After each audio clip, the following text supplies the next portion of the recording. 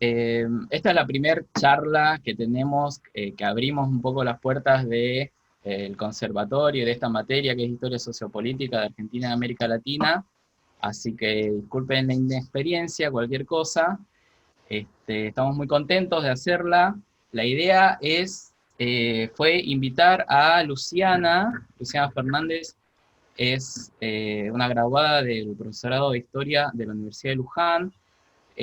Fue compañera mía en un proyecto de investigación me enseñó mucho, y la verdad es que tenía muchas ganas de compartir un poco de lo que ella hace, lo que ella sabe, que es esto de las relaciones interétnicas en la frontera. Ahora ella va a explicar un poco, es un poco más específico que esto que estoy diciendo yo.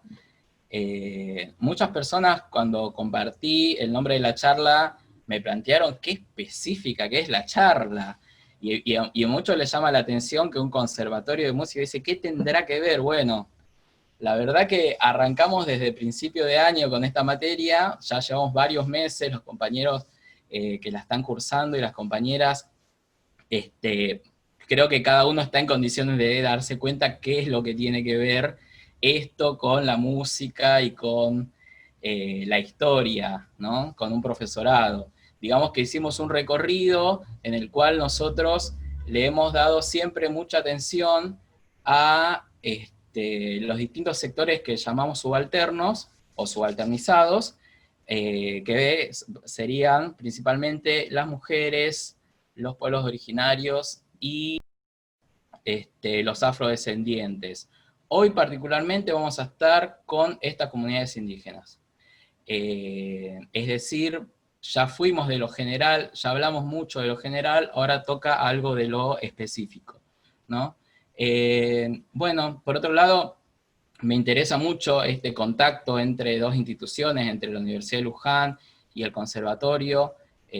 Siempre me parece que la universidad no se tiene que quedar encerrada con su conocimiento, sino que lo tiene que salir a divulgar, y esta es una experiencia. Y el PROEA, que es este equipo de investigación del Departamento de Sociales de la universidad, es un equipo que hace mucha extensión, y yo lo quiero reconocer porque tienen un trabajo de divulgar lo que hacen y de no quedárselo ellos mismos en la academia, que es un mundo tan chiquito a veces.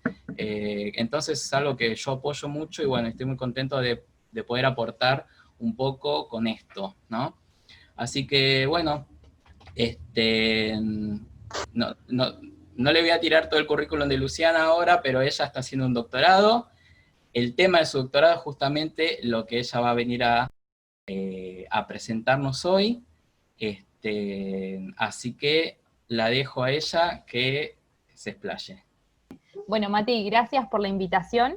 Eh, la verdad que es un gusto estar acá, y aunque los chicos no sean de la disciplina, también eso implica un desafío, que es el darme a entender y bueno, tratar de engancharlos de alguna forma también en lo que yo hago de manera individual con este tema, pero también lo que hacemos respecto a PROEA y de manera colectiva. Como les estuvimos diciendo, las compañeras que están acá presenciando, Flor, Jessy, forman parte también del equipo, tienen otros temas de estudio, y así incluso, bueno, no viene al caso, pero la cuestión de la música también es analizada desde la cuestión interétnica, así que hay puntos de contacto. Bueno, agradecerles que estén acá, solo eso. Como la pensé la charla más que nada como unas reflexiones en general de lo que es mi tema de estudio. En algunas partes voy a ahondar un poquito más, y en otras ya les aclaro que hay mucho escrito y mucho debate, entonces voy a dejar muchas cosas de lado porque me parece que no viene al caso ahondar en eso, pero si hay alguna cuestión que específicamente les interesa, en el momento en que destinemos para preguntar, bueno, me avisan, y si es algo que no profundicé, bueno, cualquier cosa lo podemos charlar, o podemos ver cómo les puedo hacer llegar bibliografía que lo profundice. Bueno, la charla de hoy la planteé como relaciones interétnicas durante la colonia, consideraciones sobre la frontera de Mendoza entre fines del siglo XVIII y principios del XIX, que eso es específicamente a lo que yo me estoy dedicando en mi proyecto de doctorado. Pero para poder entender qué es lo que pasa en esos siglos, sí o sí me tengo que remitir a lo anterior. Bueno, acá vamos a encontrar un mapa, esto no vamos a verlo en detalle tampoco, pero es para que nos saquemos de la mente lo que serían las divisiones territoriales de hoy en día, y nos vamos a acentuar en época colonial. La primera parte de mi exposición va a estar más que nada focalizada en la época en que teníamos dos subdivisiones político-administrativas, que es el Virreinato de Nueva España, que está, creo que ven mi cursor, que está pintado de más oscuro, ¿sí? En la zona norte, y lo que sería gran parte de América del Sur, el Virreinato del Perú. Y acá mi foco va a estar puesto en lo que es la zona del actual Chile, y como ustedes pueden observar en este mapa, también parte de nuestro territorio, dejando dos grandes espacios que, si uno lo mira con esta perspectiva del mapa actual, lo que sería gran parte de Pampa y Patagonia, y en el norte la región chaqueña y gran parte del litoral excluido, ¿sí? Porque ahí vamos a tener poblaciones indígenas asentadas. Entonces, esto me pareció que era como bastante esclarecedor en el hecho de que cuando les hable de Mendoza, no voy a estar hablando del actual Mendoza seguramente, se los voy a aclarar. Si menciono otros lugares, tampoco van a tener el formato, digamos, del mapa que tienen hoy en día, ¿sí? Bien, acá yendo ya un poquito como en zoom al territorio, vamos a encontrar lo que es la subdivisión del Virreinato del Río de la Plata, que en un ratito les voy a contar por qué me remito a él, y lo que es la Capitanía General de Chile en el actual Chile. Y el foco va a estar puesto, como les muestro en este mapa, en la zona que está recuadrada. Este es un mapa que lo que está concentrando sería, ven que no tenemos divisiones provinciales, pero es la zona de Buenos Aires, el sur de Córdoba, parte de San Luis y el actual Mendoza. Entonces, mi foco va a estar puesto, lo recuadré, es desde como para marcar límites, hacia el norte, hacia las lagunas de Guanacache, que están en actual San Juan, hacia el sur, bueno, lo extendí un poco más al cuadro, pero es pasando el río Diamante, el río Atuel, si alguien estuvo por ahí, es la zona de San Rafael, más al sur la zona de Malargüe, y hacia el este es el río Desaguadero, ¿sí? Entonces, mi mirada va a estar puesta en toda esta zona, pero eso no quita que tenga que ver lo que esté pasando en otros puntos, porque si hay una particularidad de estos pueblos es su el largo tránsito en el territorio, ¿sí? Su nomadismo y su circulación en el territorio, que es lo que lo hace interesante también, si, por ejemplo, partimos de la base, como les decía, de trabajos que, si bien son individuales, se nutren de un trabajo colectivo, porque en mi caso yo estudio lo que sería, lo que yo denomino la frontera que está bajo jurisdicción de la ciudad de Mendoza, que es un choclo gigante, pero también me sirve lo que mi compañera Jessie estudia en esta parte, lo que gente de Córdoba estudia para, que actualmente de la Universidad Nacional de Córdoba estudia para el ámbito de Córdoba. Entonces nos vamos nutriendo de los trabajos de otros colegas, porque es población con gran cantidad de contactos en diferentes puntos y gran circulación. Y esto no solo se limita al actual territorio argentino, sino que se extiende, y para el caso de Mendoza esto es más fuerte incluso, hacia la zona de Chile, ¿sí? Entonces mi mirada, si bien en la charla de hoy va a estar puesta de nuestra vertiente de la cordillera, tiene que ser una mirada más amplia, que en un ratito les voy a contar también por qué, cuando me remita al contexto. En todas estas zonas, ¿sí? Les explico un poco qué está demostrando este mapa que se me había pasado. Bueno, ya les dije las provincias, las actuales provincias, y toda esta línea que está marcada, que está unida, pero en la época no estaba unida precisamente, va a estar señalando la instalación de fuertes y fortines, que están señalizados con estrellas, fuertes y fortines que están guarnecidos por militares, que pueden ser, bueno, profesionales o vecinos que prestan servicios de milicias, y bueno, que es un tema aparte. Pero ¿qué es lo importante de esto que nos está marcando este mapa? Bueno, que en esa zona es donde se asienta la supuesta frontera.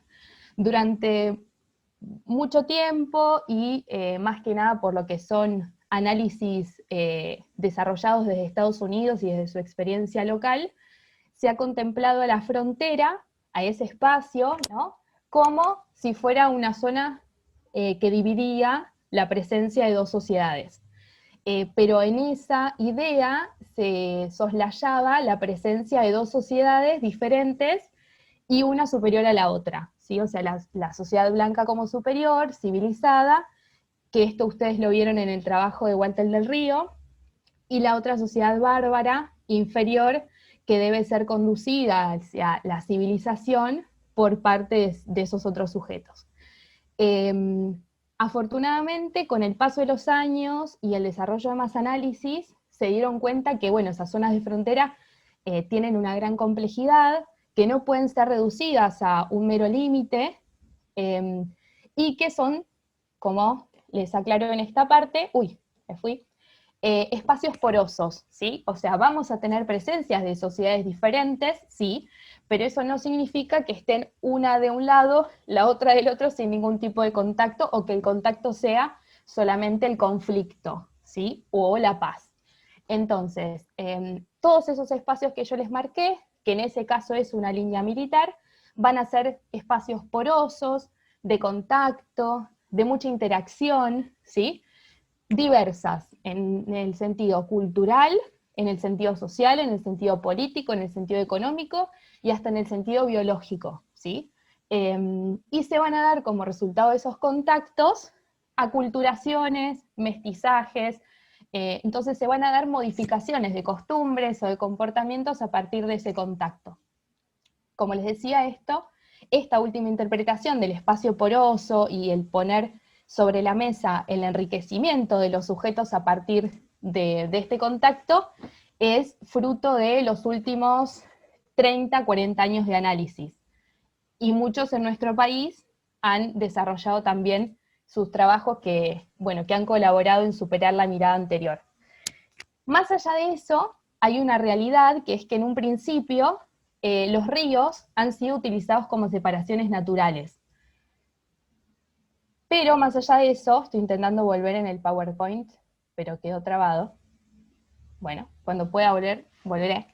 Pero más allá de eso, las poblaciones exceden ese límite. En el caso de Mendoza, es usual que el río que sea considerado el límite, entre comillas, o separación natural entre esas dos sociedades, sea el río Diamante, ¿sí? Bueno, esto no deja volver. Ahí está, perdón, Permitir. Quiero mostrarles el mapa, porque es importante que ustedes tengan en mente de qué espacio estamos hablando. Acá tenemos la ciudad de Mendoza, Mendoza actual, ¿sí? Tenemos, el río Mendoza, el río Tunuyán, y acá al sur, el río Diamante. Ahora, cuando yo les cuente cómo van avanzando en el tiempo, ¿sí?, recién se llega al río Diamante a principios del siglo XIX, en 1805. Se establece un fuerte en esa zona que es el de San Rafael.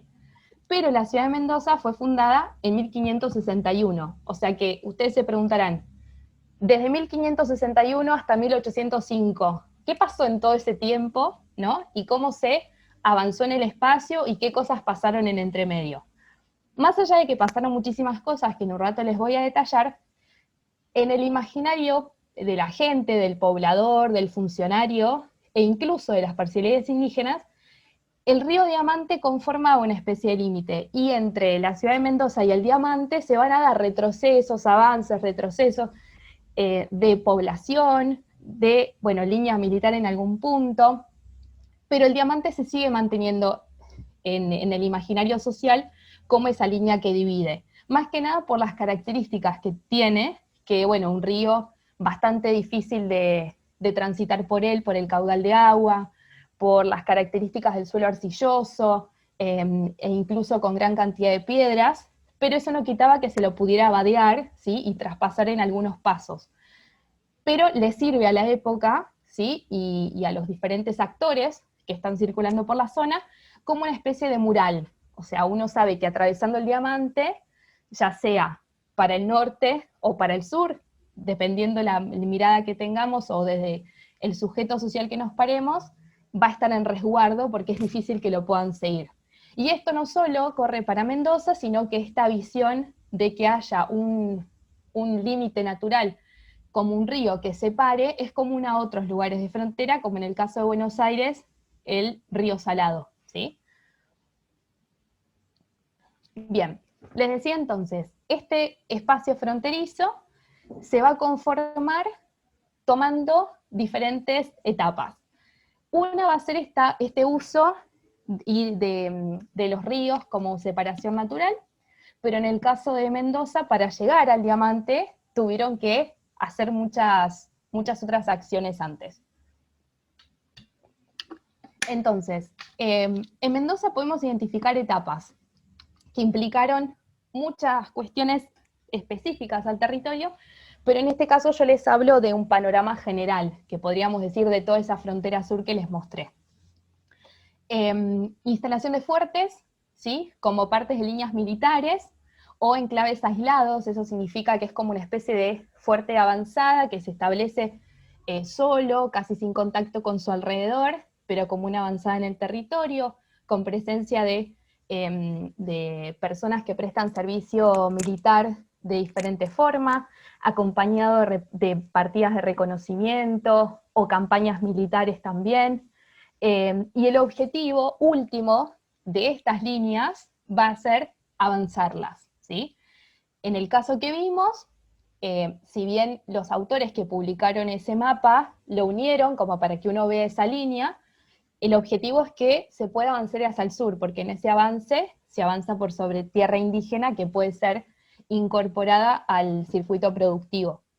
Y en eso quiero reparar un segundo, que también es lo que ustedes leyeron en Walter del Río, de que con la avanzada militar se tiene esta idea de la asimilación, ¿no? O sea, no es solo avanzar por sobre el territorio, sino en ese avance, bueno, incluir a esas parcialidades o esos grupos con los que se tiene contacto en la sociedad hispano-criolla. Que en Mendoza también va a ser un caso que les voy a plantear en un rato. Bueno, ¿qué sucede en esos espacios de contacto? No podemos estar hablando de etapas de guerra y de paz, ¿sí? O sea, no podríamos delimitar en el caso de Mendoza que de tal fecha a tal fecha hay guerra, de tal fecha hay paz, porque todo eso va a estar entremezclado y puede darse en un mismo tiempo y en un mismo espacio, con diferentes parcialidades o incluso con diferentes líderes indígenas. Pero va a haber cierta tendencia. Lo que sí podríamos hablar es de una coyuntura o de un contexto de pacificación. Eso puede ocurrir, pero no de guerra, un todos, contra está todo pacífico y viven armoniosamente. No, tenemos un punto intermedio, ¿sí? Y los enfrentamientos que se dan van a ser matizados con firmas de tratado, acuerdos, ¿sí? Esto también lo plantea Walter del Río. Tenemos, como les dije ya antes, una gran circulación de personas, una gran circulación de objetos, con todo ello, lógicamente, las costumbres, las tradiciones de todos estos individuos, razón por la cual, para el caso de Mendoza, es necesario, como les dije hace un ratito, tener una mirada más amplia y contemplar tanto lo que pasa del lado este como del lado oeste de la cordillera. Las poblaciones indígenas que tenemos en Mendoza, me animaría a decir que casi asiduamente se desplazan de un lado al otro y uno tiene constancia, si entrecruza documentos, de que un mes un cacique está de un lado, al otro mes lo puede encontrar del otro, y no necesariamente es que los funcionarios están avisando de eso, sino si uno lo entrecruza se puede dar cuenta. Pero también los funcionarios tienen que avisárselo, les voy a contar un rato por qué. Y por último, las relaciones interétnicas. ¿Qué entendemos por relaciones interétnicas? Bueno, los contactos que sean entre las parcialidades indígenas y los sujetos hispano-criollos, españoles, si los hubiera afrodescendientes, en el caso de Mendoza, la zona que nosotros analizamos no, y también los diferentes vínculos entre las parcialidades indígenas entre sí. Bien, yendo al caso específico de Mendoza, acá es solo a modo informativo y para aclararles algo,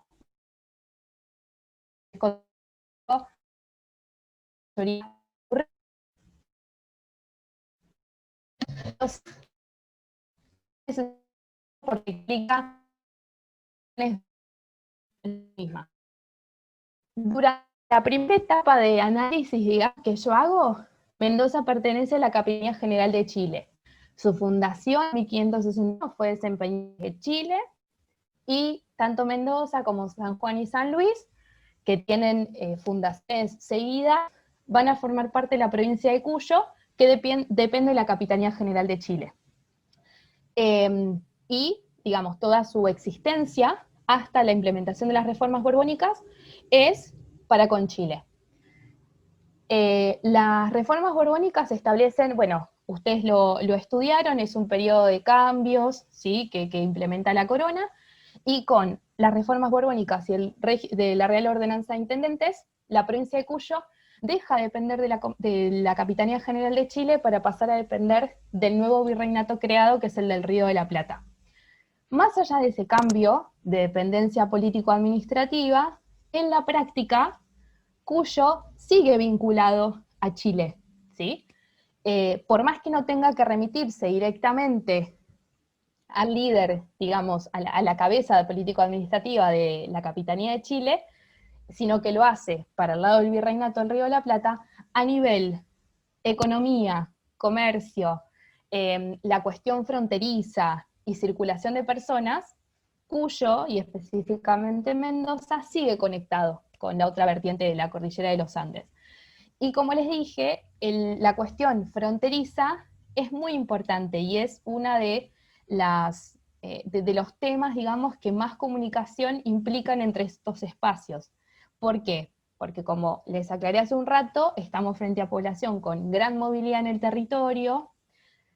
Ambos territorios implementaron las mismas medidas en su momento para con esa población, y en el caso de Mendoza, que es lo que me pasa a mí, aunque estudie periodo de reformas borbónicas en adelante, sí o sí tengo que ver qué pasó con anterioridad, porque en Mendoza se van a dar un montón de instituciones, costumbres, tradiciones y acciones que quizás para mí son novedosas, pensándolo en el terreno del Virreinato del Río de la Plata, y en realidad responden a su antepasado dependiente de la Capitanía General de Chile.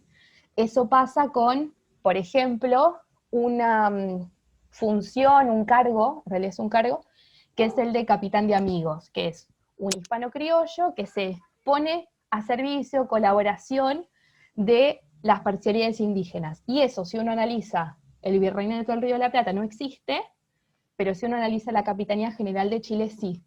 Entonces, por más que yo quiera estudiar la etapa en que depende de la otra subdivisión político-administrativa, no puedo desconocer ese antepasado, ¿sí?, porque me aclara muchas cosas. Mendoza, además, su importancia es que desde su fundación, y esto después continúa, aunque empieza a perder un poquito de preeminencia lo que voy a decir al principio, es muy importante en el abastecimiento de hombres, de recursos, de ganado entre ellos, a lo que es la frontera de Arauco, que es en el actual territorio chileno, lo que es la frontera con la población reche mapuche.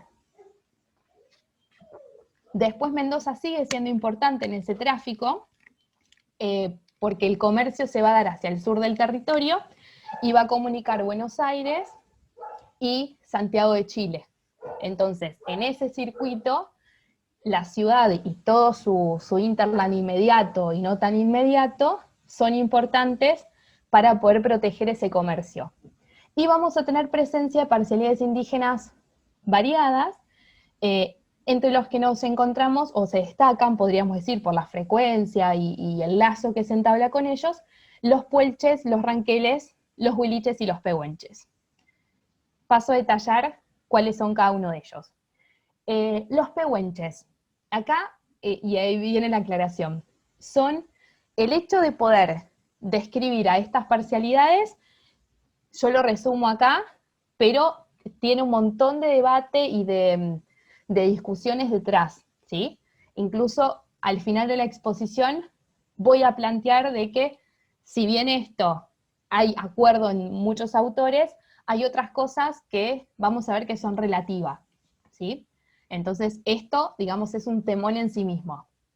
Más allá de eso, los pehuenches son, su nombre, para los especialistas, deriva de la gente del Pehuen, aquellos pueblos que estaban asentados en lo que son, bueno, las vertientes cordilleranas, y que vivían de lo que son los bosques de araucarias, tanto de nuestro lado de la cordillera como del actual lado chileno, ¿sí? Y específicamente al sur del Neuquén, del río Neuquén, llegando aproximadamente hasta Nahuel Huapi. Esa sería su zona originaria, entre comillas, porque, como les decía, es muy difícil circunscribir a estos pobladores que, como en el caso de los pehuenches, de acuerdo a las estaciones del año y los recursos naturales, podrían migrar hacia otros puntos y después volver a este emplazamiento, o incluso cruzar la cordillera y después volver, ¿sí? O sea, tiene mucho dinamismo su desplazamiento en el territorio. Más allá de eso, hay constancias de que pareciera ser que algunos grupos, en el transcurso del siglo XVIII, migraron de esa zona. Acá puse un mapita, no sé si se ve bien, pero acá tenemos el río Neuquén, entonces su zona de hábitat, podríamos decir, estaba hacia el sur, ¿sí? Ahora, algunos grupos, intentando buscar tierras que sean más aptas para la cría de ganado, se desplazaron hacia el norte del Neuquén y hacia lo que sería actual sur de Mendoza, y esta zona de Malargüe, donde se instalaron definitivamente. Esto implicó a cierta cantidad de personas, que son los que después van a ser conocidos y que yo voy a referenciar como los pehuenches de Malargüe, para diferenciarlos de los que se quedaron al sur del río Neuquén, que son denominados pehuenches de Balbarco, ¿sí? Entonces, ahí vemos como dentro de los pehuenches tenemos a su vez subdivisiones.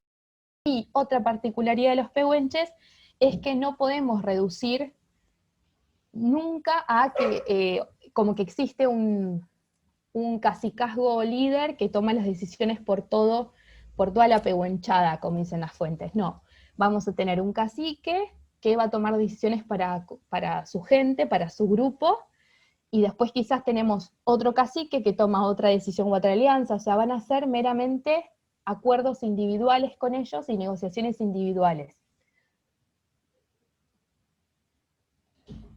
Después, por otra parte, tenemos a los ranqueles. Esta aclaración que les hice para los pehuenches de la gran discusión corre para todas las parcialidades que voy a nombrar. Supuestamente hace referencia a la gente del ranquel, que habitaba en zonas de juncos o carrizales, lugares muy aptos para la cría de ganado, en el territorio que se conoce como el Mamilmapu, que es al este del Desaguadero, creo que puse en mapas, sí, al este del Desaguadero y del Salado, ¿sí? Y acá yo les marco a grandes rasgos, pero como sabemos hay un desplazamiento, pero es partes sur de San Luis, La Pampa, parte de Buenos Aires, los vamos a tener también en el sur de Mendoza. Entonces es población que es difícil reducirla, ¿sí? A decir, bueno, habitaban acá. Lo particular de los ranqueles es que en las fuentes de Mendoza van a ser referenciados de múltiples formas. Y acá me remito a un término que es el de rótulos étnicos. Cuando hablamos de rótulos, ustedes tienen que tener en mente etiquetas, ¿sí? Es una etiqueta que yo agarro y se la pongo a una parcialidad. Ahora, esa etiqueta puede corresponderse con la forma en que esa parcialidad se identifica o no, porque depende de la persona que le está poniendo esa etiqueta, ¿sí? Entonces, vamos a tener una gran variación. Los ranqueles, por ejemplo, por parte de las autoridades chilenas, son referenciadas en sus fuentes como huiliches, es decir, gentes del sur, orientales, ¿sí? O pertenecientes a las pampas, y esa denominación ellos la utilizan para diferenciarlos de otro pueblo que lo encuentran al sur de su territorio, que son los huiliches que viven en la región de Valdivia. Ahora, los pehuenches de Malargüe los denominan huiliches y ranqueles.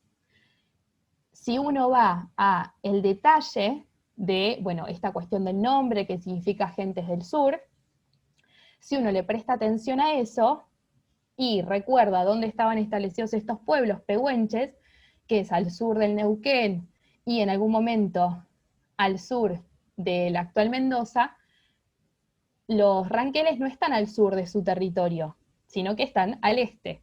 Entonces, esto hace llevar a pensar a varios autores, y hay acuerdo en esto, pareciera ser que en realidad lo que los pehuenches de Malargüe están detallando es que estos pueblos ranqueles tienen un origen cordillerano, ¿sí? Que podría estar dado por eso que los denominan gente del sur. Más allá de cómo sean denominados o qué rótulo étnico se utilice, el hecho de que exista tanto rótulo étnico, lo que nos está queriendo decir es que esta población vivió un gran proceso de mestizaje que lo hace difícil poder detallar, ¿sí?, de dónde es originario. Ven que la asociación Huiliches Ranqueles ahí lo está asociando con otro grupo. Entonces lo que nos está demostrando es eso, ¿sí?, que tenemos muchos mestizajes, hay mucha parcialidad indígena emparentada, entonces eso es lo que nos viene a señalar la existencia de tanta variación de denominación al momento de referirnos a los ranqueles. Y después tenemos a los puelches, que acá va a pasar algo menos complejo que el caso anterior, pero va por ese lado. Los puelches son denominados la gente del este de la cordillera, y son aquellos que no vivían en la zona, digamos, al amparo de la cordillera como los pehuenches, sino en las zonas de los valles, pero en las dos vertientes, ¿sí?, tanto del actual lado argentino como del actual lado chileno. Desplazándose también, o con rastros de su existencia, desde las lagunas de Guanacache en San Juan hasta el río Diamante, y hacia el este, hacia lo que sería actual zona de San Luis. Entonces, en todo ese territorio había presencia puelche. Pero en el siglo XVIII, este rótulo o esta denominación puelche cambia y se pasa a mencionar también pampas, ¿sí? O sea, se utiliza este nuevo concepto como para poder diferenciarlos de la gente del Pehuen o la gente que está ubicada en la zona cordillerana. Y acá hay un tema porque si uno, y acá tenemos a Jessy que se especializa en esto, si prestamos atención al término pampa, pampa hace referencia para el caso de la frontera de Buenos Aires, y en Mendoza en algún punto lo comparte, a las parcialidades que están ubicadas por las serranías de Ventania y de Tandilia, ¿sí? Entonces, vemos que la utilización de estos términos suele ser en algunos casos también relativa, y no tenemos que perder de vista quién es el que lo está, digamos, proponiendo. No sé cómo venimos de tiempo. Mati, si querés que acá haga el corte o una filmina más. Yo por mí seguimos, no sé si alguien tiene alguna pregunta que no se la pueda contener, yo estoy anotando Acá. cualquier cosa. Y si no, seguí un poquito más. Dale. Dale. Sigo, esta filmina viene con mucha data, por eso quería preguntar antes. Bueno, dale, a las 8 por ahí podemos hacer el corte. Dale, ¿Te excelente. parece? Bárbaro. Acá a mí me sale la filmina cortada, pero no importa. Les digo lo que dice. En esta les voy a comentar las pretensiones de la corona. Ahí. Tenemos el mapa que les expliqué con anterioridad. Acá, en la zona izquierda superior, debería verse, pero me parece que sale cortado a ustedes también, 1770, 1774 por debajo, 1805. Entonces, lo que les quería marcar con esto, pero me voy a remitir al mapa que se ve bien, es cómo se va avanzando en el territorio, ¿sí? Yo les conté que se van a dar etapas, se van a dar avances y retrocesos, y voy a poner el foco en cómo es que se logra eso y qué estrategias se implementan. Las pretensiones de la corona son varias. Yo voy a puntualizar algunas porque a medida que les vaya contando cómo se lo logra, ahí es como que les voy a cerrar la idea. Pero, en grandes rasgos, la corona quiere controlar el comercio por la zona, ¿sí?, que las parcialidades no ataquen a las carretas que se desplazan por el territorio, pero también quiere avanzar en el espacio, incorporando esas tierras, y quiere en algún punto que en Mendoza sea un poco tardío, si se lo ve en comparado con otras zonas, la reducción y la cristianización más profunda de las parcialidades, ¿sí? Eso es a grandes rasgos. Aparte de proteger las estancias productivas de la zona que están acá. Ahí está. En la parte superior del río Tunuyán y en la parte inferior. ¿Sí? Esta zona es zona productiva. Entonces, lo que se intenta hacer es proteger todo eso que yo les conté e incluso frenar los ataques a esa zona y a la ciudad de Mendoza. Todo eso es lo que se tiene en mente. Se va a ir logrando a poco con avances y con retrocesos. Desde la fundación de Mendoza a mediados del siglo XVI, hasta la instalación del fuerte de San Carlos, en 1770, acá, vamos a sufrir esto de un avance en el territorio y una retracción. El avance es el siguiente. Desde la ciudad de Mendoza, como una especie de irradiación, se lleva a cabo la ocupación del territorio desde la ciudad de Mendoza hasta el Diamante, pero de manera dispersa. No vamos a tener un poblado concentrado, sino población desperdigada en el territorio y la cual protagonizó todos estos contactos que yo les conté y que no voy a profundizar, pero sí el contacto cotidiano con las parcialidades. Pero ¿qué pasa? Eso desde, les dije, desde la fundación hasta la fundación de San Carlos. Entre medio van a pasar muchas cuestiones. Entonces, podríamos marcar que en una primera etapa tenemos este avance que les dije, poblacional disperso, hasta la zona de San Rafael, del Diamante, perdón, pero hay constancia de ganado hacia el sur del río Diamante, incluso hacia el sur del Atuel. Eso nos está mostrando también que por más que la población o en el imaginario, como yo les dije, el Diamante marcaba esta línea imaginaria, la población transgrede ese límite, ¿sí? Y vamos a encontrar presencia de ganado en esas partes. Hacia 1650 más o menos vamos a tener gran cantidad de ataques indígenas a la zona de los valles, ataques que no solo, o sea, que no se limitan solo a Mendoza, sino que tienen su correlato en Chile, e incluso en su mayoría los rumores y la alerta del posible ataque viene de ese lado, lo cual hace que esa población que había avanzado se retrotraiga, ¿sí? Y retroceda al río Tunuyán. Por esta cuestión del peligro, ¿sí? De, bueno, el riesgo de que le saquen el ganado, etc. A partir de esa experiencia, se debe adecuar a la coyuntura que está ocurriendo y se toma una decisión, podríamos decir. ¿Cuál es esa decisión? Mantener el Tunuyán como límite, pero apoyarse en un grupo o ciertos grupos de una parcialidad indígena que sirvan como franja de amortiguación o como una franja de choque, ¿sí? Ese es el grupo de los puelches, pero dentro de los puelches tenemos subgrupos y es uno que se llama chiquillanes, son los puelches chiquillanes.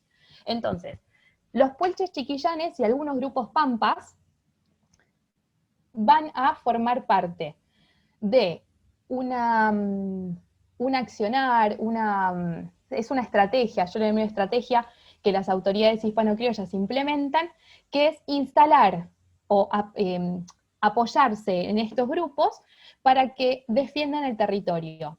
Y lo hacen desde el río Tunuyán hasta el Diamante y de este a oeste, ¿sí? De este a oeste hasta esta zona que es el desaguadero, va a estar controlado, vigilado por estos grupos, ¿sí? En esa etapa entonces, estos grupos chiquillanes y algunos pampas se van a encargar de avisar si ven a algunos grupos enemigos, que en un rato les cuento quiénes eran para la época, porque eso también cambia, reaccionar si alguna de esas cuestiones ocurre, ¿sí? Servir en diferentes estancias, entonces se van a dar múltiples contactos. Eso sirve durante un tiempo, ya que en 1769 en Chile se va a dar una gran agitación indígena que tiene eco en Cuyo. y en Mendoza en particular. Para esa época, los puelches chiquillanes y esos grupos pampas estaban muy debilitados porque, bueno, estaban sufriendo cuestiones dentro de su parcialidad, a nivel económico, dificultades de supervivencia, y aparte estaban siendo presionados por ciertos grupos pehuenches que se dirigían más hacia el norte y los intentaban desplazar de ese terreno, y van a estar completamente debilitados. Entonces, en ese gran contexto de amenaza, de posible llegada de ataques indígenas a los centros productivos y a la misma ciudad de Mendoza, los puelches chiquillanes y esos pampas no pueden reaccionar, ¿sí? ¿Y qué terminan haciendo algunos de ellos? Se unen a ese levantamiento, ¿sí? Después de lo cual terminan, digamos, desapareciendo en el territorio. Algunos se van hacia el territorio de los ranqueles y se funden con ellos, otros se desplazan hacia el sur del Diamante y mucho registro no queda, y otros se orientan hacia la zona de Chile, ¿sí? Pero su labor como franja de amortiguación ya no la pudieron cumplir, y aparte ya no se tiene confianza de que la vayan a cumplir. Eso hace que tenga que cambiarse la estrategia, ¿sí? Y ahí es donde surge la instalación de San Carlos, en 1770. San Carlos es la primera fortificación que se instala en lo que sería el territorio bajo jurisdicción de Mendoza. Se instala con población miliciana, con esta idea de una línea militar, pero va a combinarse con otras estrategias, ¿sí? Que yo se las anoté acá, para que las tengan en mente y para que me sirva a mí también, ahí va, como guía de exposición. Expediciones punitivas, toma de rehenes para forzar negociaciones. Las expediciones punitivas son campañas militares que el propio comandante de la frontera, que es José Francisco Amigorena, desempeña hacia el territorio indígena. O sea, salen del fuerte de San Carlos, lo usan como una especie de campamento base, y de allí van a las tolderías y atacan a la población indígena en ese lugar. Esto trae un cambio con lo que estaba pasando anteriormente, porque en la etapa previa, de acuerdo a algunos autores, no se tenía un accionar ofensivo, sino un accionar defensivo. Si se daba un ataque a las estancias productivas, bueno, ahí sí se tomaba una acción y se iba en búsqueda de la agrupación que lo hizo. Pero en este caso la estrategia cambia, porque como les estoy diciendo, la expedición se organiza en un determinado día y se emprende camino hacia la toldería de determinado cacique, con el objetivo de tomar cautivos, ¿sí? Y de tomar rehenes para forzar negociaciones. Pero en la práctica termina pasando asesinato de caciques muy importantes y de población y de lo que se llama la chusma, ¿sí? O sea, familias comunes, mujeres, niños y ancianos que, que terminan perdiendo sus vidas en esos contextos. La toma de rehenes. El comandante Amigorena toma familiares de los principales caciques, suelen ser las esposas, las hermanas, niños y niñas menores de edad, para forzar al líder máximo a que llegue a San Carlos y después a la ciudad de Mendoza a negociar. Negociar determinadas cuestiones que les voy a contar en un rato.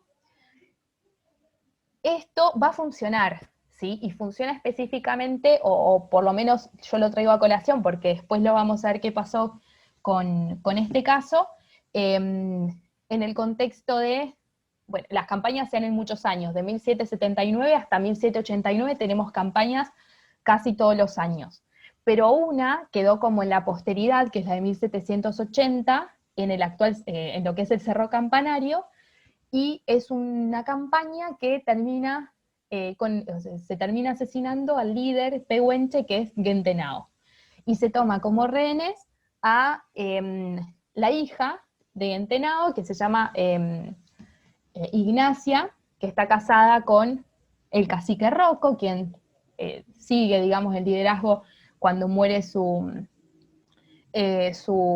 suegro, y también apresan a hermanas de Rocco y a una hija de Rocco que se llama María Josefa, ¿sí? quiero que tengan en mente a María Josefa porque es importante para lo que viene después. Estos rehenes entonces son primero como una especie de cebo para forzar al líder a acercarse a San Carlos y después a Mendoza, y después son tomados como rehenes en las casas del propio amigo Orena para que cumplan con las condiciones pactadas. En síntesis, esta estrategia hace que los caciques pehuenches se acerquen uno por uno en un periodo de 3 o 4 años a firmar acuerdos con los hispanocriollos. ¿Y qué terminan acordando? La instalación de estos, primero, la alianza y lo que se llama la instalación de estos pehuenches como indios amigos. La categoría de indios amigos viene de Chile y lo que implica es alianza hispano-criollo indígena, no se van a atacar y se van a ayudar en caso de necesitarlo, es decir, contra algún enemigo en común, por ejemplo. Y se van en esa ayuda, los hispano-criollos otorgan armamento, hombres, recursos, todo lo que necesitaran para emprender la defensa. Pero también implica eso mismo, defensa. Entonces, si los indios amigos se enteran de que un enemigo va a atacar al hispano-criollo, tiene que reaccionar en consecuencia. Aparte de agasajos, regalos y otras cosas que también están implicadas.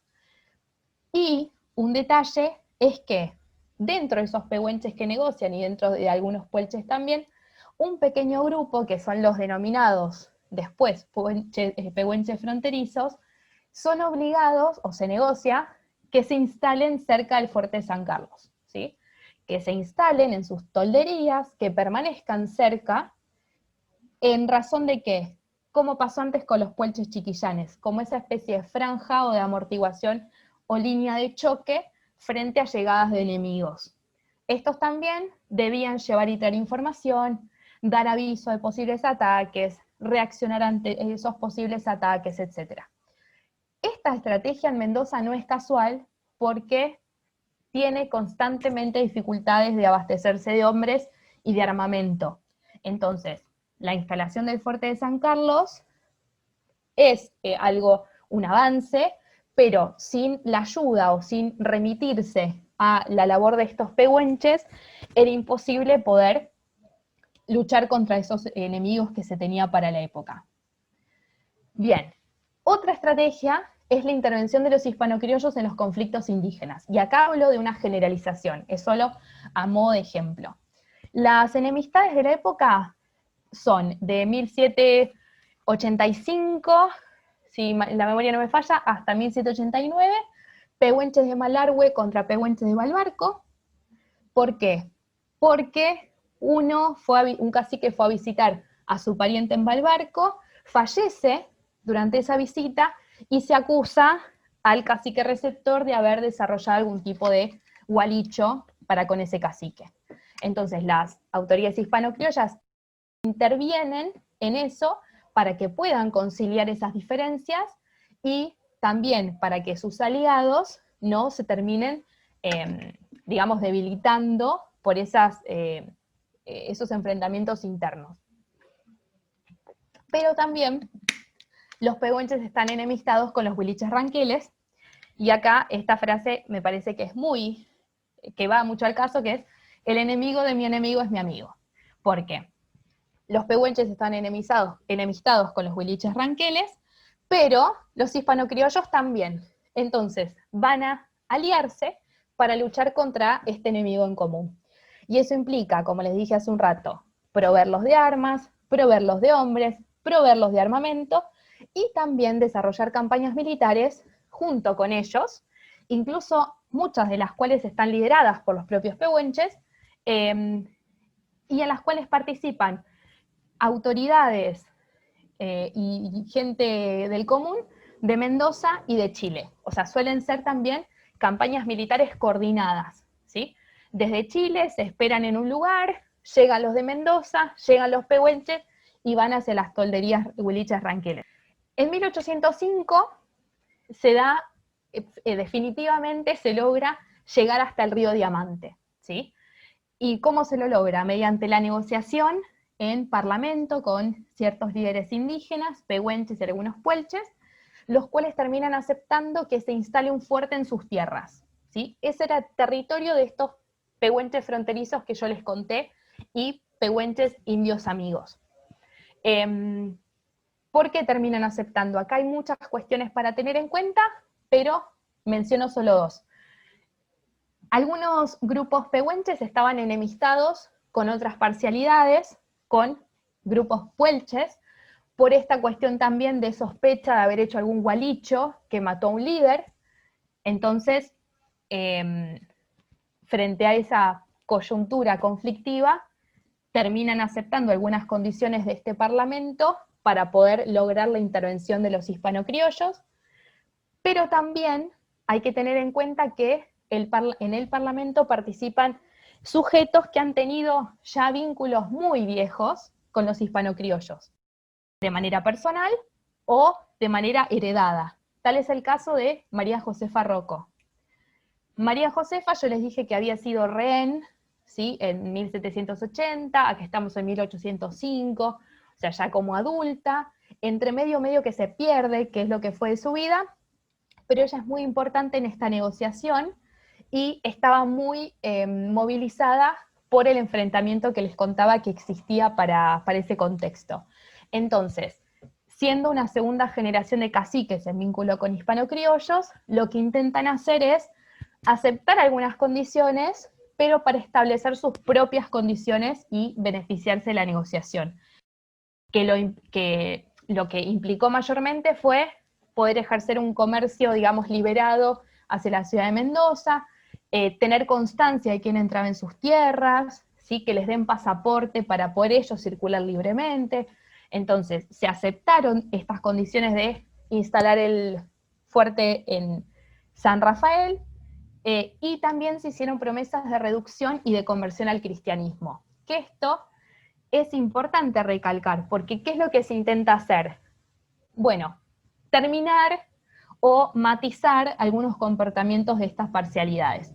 Yo les voy a leer un segundito esto, que es, digamos, para la época, va mucho hacia atrás, pero no importa porque la idea es la misma, que nos va a estar hablando que estas parcialidades, si bien vivían entre los hispano-criollos con sus costumbres de continuas embriagueces, poligamias y homicidios, quitándose las vidas, eran un desprecio a Dios y burla a su ley divina.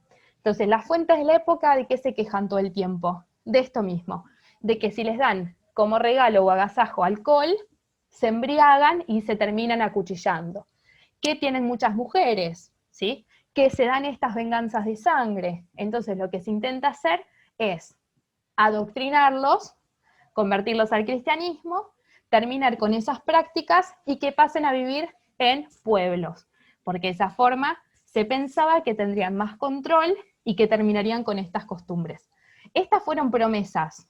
Después no se llevó a cabo una reducción como tal, pero se van a dar, digamos, planes o acciones que van en concordancia con estos dos objetivos. Primero, cuando empecé a investigar el tema, me daba esta sensación que decís vos, como diciendo, uy, ¿por qué aceptan esto, aquello? Y después le empecé a ver el otro lado, que es que en realidad lo aceptan, pero porque están consiguiendo estas otras cosas a cambio, o sea, y ahí me parece que está bueno poner el foco en que lo hacen como estrategas.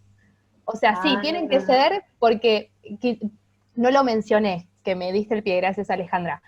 Para la época en que esta cuestión de los rehenes, de los tratados, de la instalación del Fuerte San Carlos, los pehuenches habían sufrido frente a estos enemigos huiliches ranqueles, algunos autores plantean que tenían desventaja de números, creo que es de 2-1 se plantea.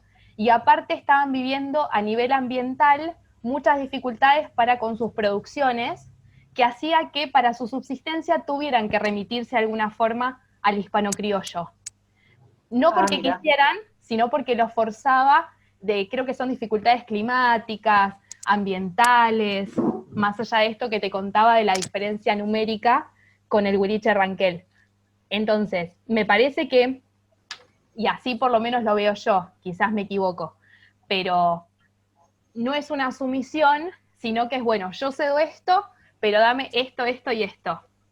Claro, porque, ¿saben? sí. que el blanco tampoco puede solo, porque si uno ve todo el tiempo la cantidad de gente, está bien que los hispanocriollos suelen quejarse a veces de más, ¿no? Que siempre piden más hombres, más, pero verdaderamente no llegaban nunca a ser 25 hombres en San Carlos, solos ahí, sin recursos, o te empiezan a contar el armamento y te dice, tal arma está inutilizada por la nieve, fulano no lo vemos hace 5 días porque fue a tal toldería y no vuelve. Entonces, verdaderamente te das cuenta que estaban los dos precisando del vínculo uno del con el otro. otro.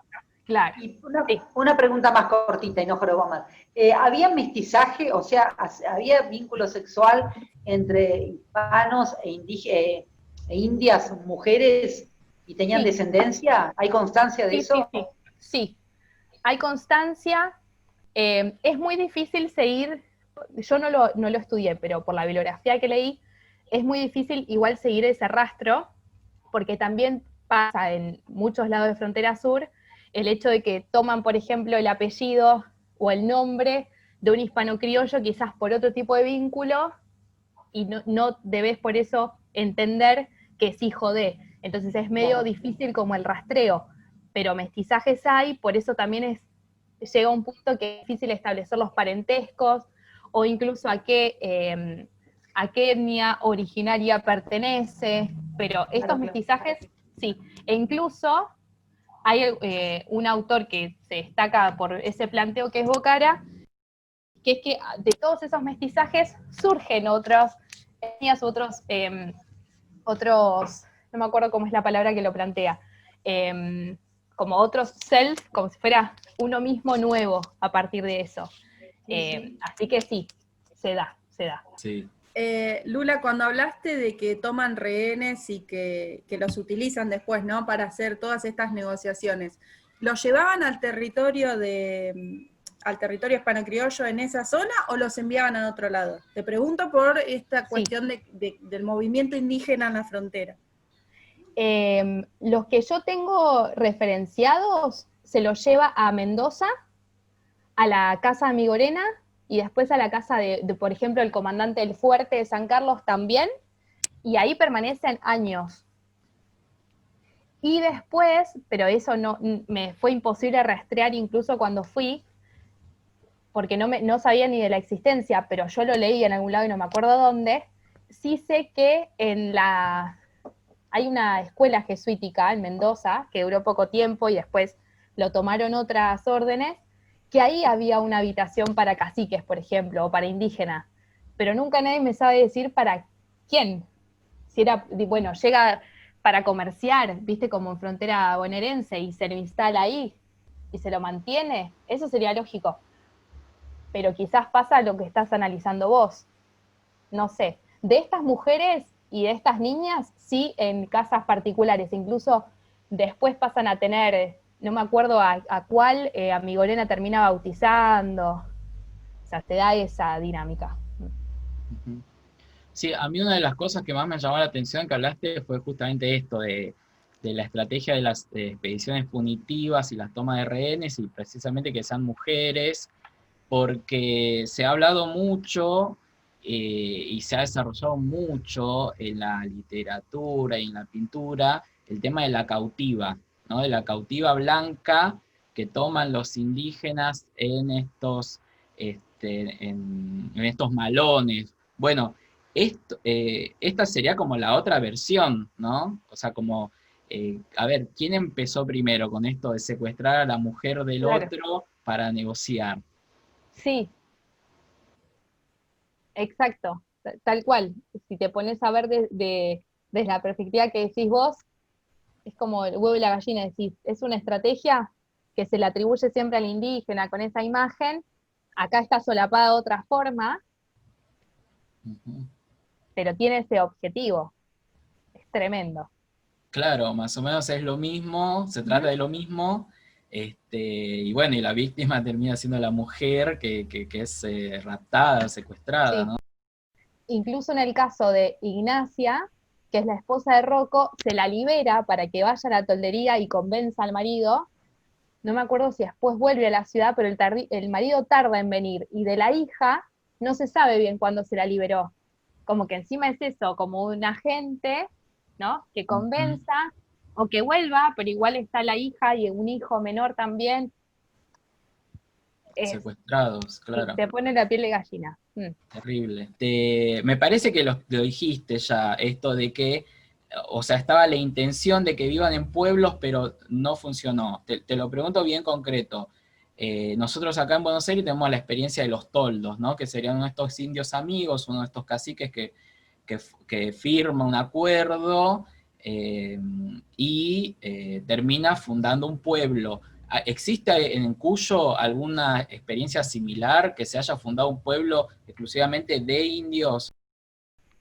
Sí, en el caso de San Rafael es un caso particular que yo estoy tratando justo ahora como de desenredar, porque no es muy claro. La idea inicial del virrey es que haya dos poblados, porque él no lo convence que convivan, digamos, y quiere que el indígena viva aparte, pero que venga a cristianizarse y después se vuelva a sus tolderías, pero cerca. Ahora, en la práctica, en San Rafael, el mismo comandante del lugar avisa y se pone hasta contento, esa es como mi apreciación, de que está cerca del fuerte fulanito y menganito, que adentro del fuerte hay tal cantidad de indígenas. Entonces, quizás no desde la pretensión o desde el plan, pero en el caso de San Rafael sí hay inclusión dentro de la villa de indígenas, de chicos, y ahí me acordé justo Alejandra, y te menciono algo que era lo que vos me preguntabas, incluso en una parte se menciona que la sobrina de María Josefa se casó o se iba a casar con un soldado de San Rafael, y eso iba a ayudar a aumentar la cantidad de población. Entonces, no es una villa quizás desde el arranque planificada como tal, pero, pero en el plan estaba y algo entre medio se dio. O sea, hay inclusión de esas parcialidades. Sí. Dale. Ahora lo que les voy a mostrar son estas cosas que yo les decía que son relativas, que yo les voy a dar mi apreciación, pero estoy completamente abierta si alguien lo lee de otra forma y tiene otra, que es la cuestión de los rótulos étnicos y de las autoadscripciones. O sea, yo les dije que yo puedo ponerle una etiqueta a tal persona y esa persona puede sentirse identificada o no con lo que yo estoy mencionando de ella.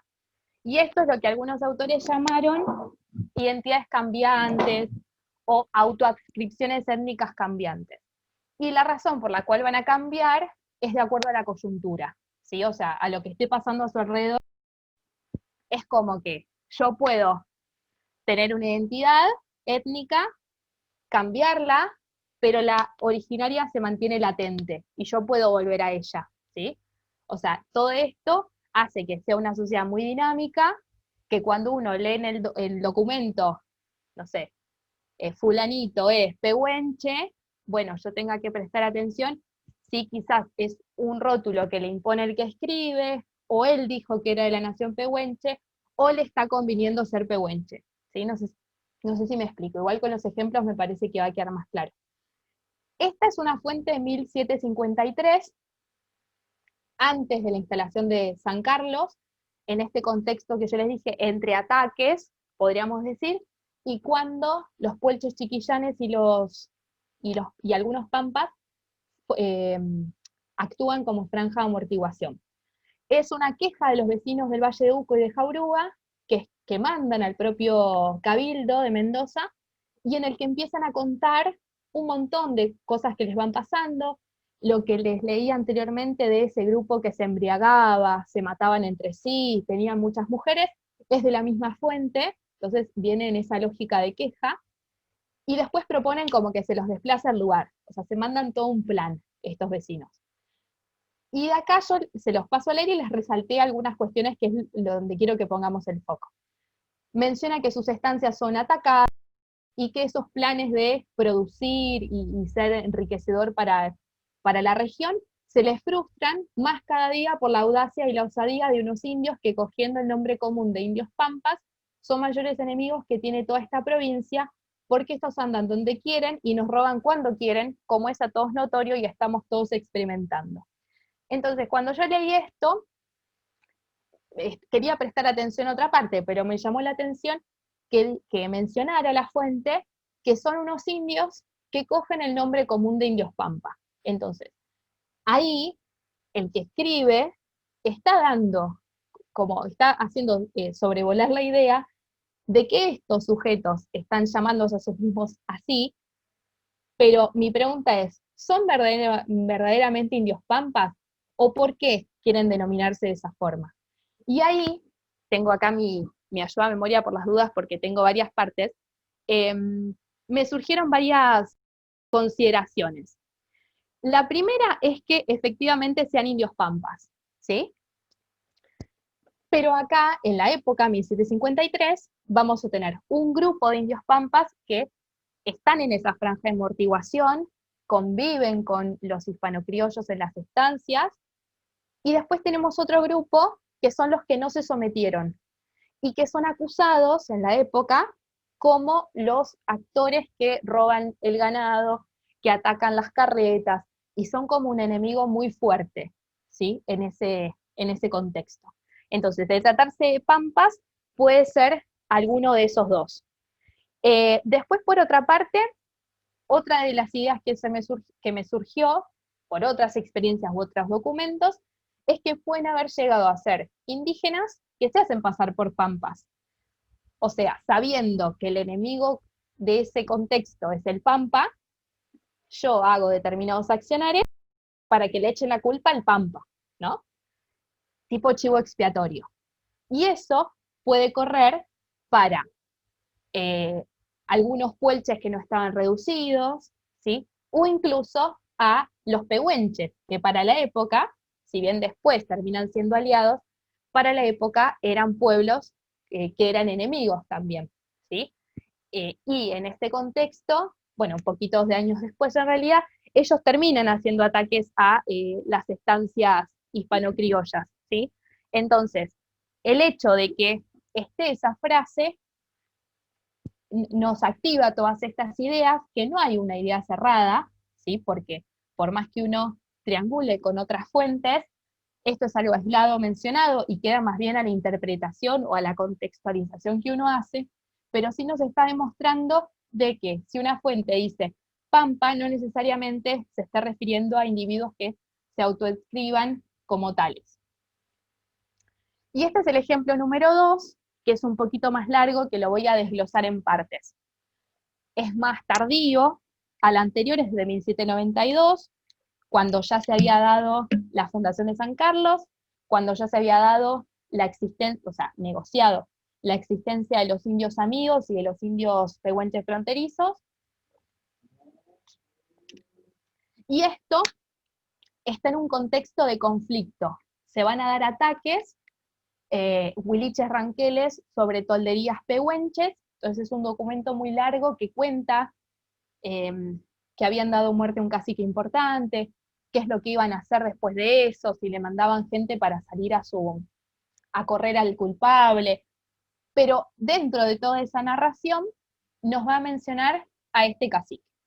Y dice, en oficio de 19 del corriente me comunica vuestra majestad, vuestra excelencia, el aviso que le dio, o vuestro señor, el aviso que le dio el comandante de frontera de Mendoza, de haber conseguido la paz que llevó a pedirle el cacique Calbullán en compañía de los pehuenches, de cuya nación es, aunque revelado, y unido a los huiliches de 20 años a esta parte, y de las ventajas que ofrece la amistad del referido. Entonces acá yo me coloreé dos cosas. Primero, que bueno, no lo coloreé, pero Calbullán viene en compañía de pehuenches, ¿sí? O sea, los pehuenches son aliados, están funcionando como frontera de amortiguación, ayudan al hispano criollo y acompañan a este individuo que quiere negociar. Pero el detalle es que es de nación pehuenche, este Calbullán, pero rebelado, o sea, se fue del grupo pehuenche. Mi pregunta A es ¿por qué? ¿Por qué se apartó y se unió a los huiliches? Y lo hizo de 20 años a esta parte. O sea, por muchísimo tiempo este hombre abandonó sus tolderías pehuenches y se fue a convivir con los huiliches. Esa es una pregunta. Y por otra parte, las ventajas que ofrece la amistad. ¿Por qué se lo considera conveniente? Yo para poder darle algún tipo de respuesta no cerrada a estas dos preguntas, tuve que empezar a triangular fuentes, o sea, a tratar de rastrear este Calbullán, a intentar rastrear qué pasaba en este contexto, qué pasaba con los huiliches en esta época, si encontré alguna referencia de 20 años para atrás de este hombre, y en la bibliografía también, para intentar, como les decía, dar respuesta o tratar de decir, bueno, ¿qué pudo haber pasado en este caso? Y lo que eso me arrojó, que es una interpretación, es que, o lo que pudo haber pasado, en una de las expediciones que se da a los huiliches, o sea, una expedición punitiva, en 1788, años antes de este documento, de la nada, así mencionando otras cosas, se menciona que se apresó a, creo que eran a dos mujeres huiliches de Calbullán, estaba escrito de otra forma igual, y a 60 personas de su familia. Y contaba a otras personas que habían sido apresadas, lastimadas, los que huyeron, etc. Entonces, en 1788 ya hay referencia de Calbullán viviendo en las tolderías huiliches, y con la presencia de dos esposas huiliches. Entonces, esto me llevó a pensar que quizás la razón por la cual, y esto era muy común, Calbullán se mudó con los huiliches o se fue para los huiliches, como dicen las fuentes, era que había contraído matrimonio con mujeres de esa parcialidad. Ahora, sí, lo que me llamaba la atención, y sobre esto no hay una respuesta muy cerrada, pero sí muestra cómo son cambiantes también estas afinidades, es que para la época Pehuenche y Huiliche Ranquel se odiaban, si uno advierte la bibliografía o los documentos. Se enemistaban, pero más allá de eso se daban estos mestizajes, ¿sí? Por eso, vuelvo a lo mismo, es muy difícil rastrear, en este caso dice que es revelado, pero bien podría haber dicho la fuente Calbullán, Huiliche, porque es así como lo considera el blanco, ¿sí? Acá el objetivo es tratar de convencer al virrey para que acepte negociar con este hombre. Pero si hubiese sido otra fuente, quizás solo lo menciona, encontramos a Calbullán, Huiliche, porque lo encontraron en la toldería, y ahí se pierde toda esta historia que hay por detrás de esta persona. Y en el caso de las ventajas, bueno, lo pensé por el lado de hace 20 años que vive con el enemigo, y ya, como les dije, con otros ejemplos, el hispano criollo se valía mucho de este intercambio o de la circulación de la información, de que pudieran transmitir qué estaba pasando en las tolderías enemigas, los rumores, ver los movimientos. Entonces, el hecho de que Calbullán haya vivido 20 años entre los huiliches le daba una cantidad de información muy relevante para el blanco, que seguro él no tenía, en cuanto a costumbres, tradiciones, movimientos, posibles ataques, ¿sí? Etcétera. Porque en esta coyuntura general es una etapa de gran conflicto entre una de los grupos huiliches, más que nada. Así que podría tener información muy relevante. Otra parte de la fuente nos va a decir, la fundada duda de que no le haya movido otro interés, ha dicho Calbullán, que el de estar unido al partido más pujante y no el de seguir la inclinación que nos tenga ni a los de su nación. Entonces acá dos cuestiones me surgieron. Tres en realidad, agregué ahí dos. ¿Por qué decidió volver con los huiliches? ¿Cuál era la situación general? Esto que les contaba del conflicto. Y después, por otra parte, ¿qué es lo que está queriendo decir también el que escribe? Y arranco de atrás para adelante. Con este extracto, a mí lo que me da a entender es que está también haciendo la salvedad, ¿sí? Porque no se está del todo convencido de darle la paz, o de negociar, que este sujeto piensa que este es el partido más pujante, o sea, en el contexto general, la balanza se está inclinando por las campañas que se fueron dando a favor de los hispanocriollos y los pehuenches contra los huiliches ranqueles. Entonces, en este contexto, este grupo hispano-criollo pehuenche era el más fuerte. el que tenía las chances de salir victorioso en esas pujas constantes. Pero, como dice ahí, él está supuestamente movilizado a unirse, ¿no? No por una cuestión de intención propia o de seguir a los de su nación, o por ganarse el favor o la alianza del hispano-criollo, sino porque en ese contexto era lo favorable. Cuestión que también para el funcionario que esté leyendo esto, o incluso para el que lo está escribiendo, demuestra que puede llegar a ser una figura no tan confiable, ¿sí? Ahora, ¿por qué decide volver con los pehuenches? Y acá empecé a rastrear qué estaba pasando para la época un poquito inmediato a esto. En esa fuente que yo les dije, la de 1788, aparte de mencionar que se había apresado, o que en realidad se tenía constancia de la presencia de 2 mujeres, contaban que en esos ataques había habido un montón de muertos por parte, o sea, de parte de los huiliches ranqueles en sus tolderías, y que habían apresado a una gran cantidad de población de Calbullán, de seguidores de él. No mencionaba si eran hijos o familiares, pero al ser esa una de las últimas campañas que se dio en la toldería en la que él se encontraba, mi pregunta es si quizás, a la luz de esa campaña que fue extremadamente sangrienta y después fue empeorando, si a la luz de esa experiencia Calbullán quizás no sospechaba que de no volver a su parcialidad originaria, que es la que iba ganando en ese contexto, todo hubiese empeorado, ¿no? Y eso hubiese tenido mayores consecuencias para con su toldería. Y como les decía, a medida que pasó el tiempo, fue empeorando para las tolderías huiliches ranqueles, porque lo que se quería era terminar con uno de sus líderes, que se lo terminó haciendo en poco tiempo. Ahora, lo que llama la atención, y en esto me apoyo en lo que les decía de esos autores, es que con la plasticidad con la que un líder pehuenche puede pasar a ser incluido dentro de una toldería huiliche ranquel, aunque eran enemistados en rasgos generales, ¿no?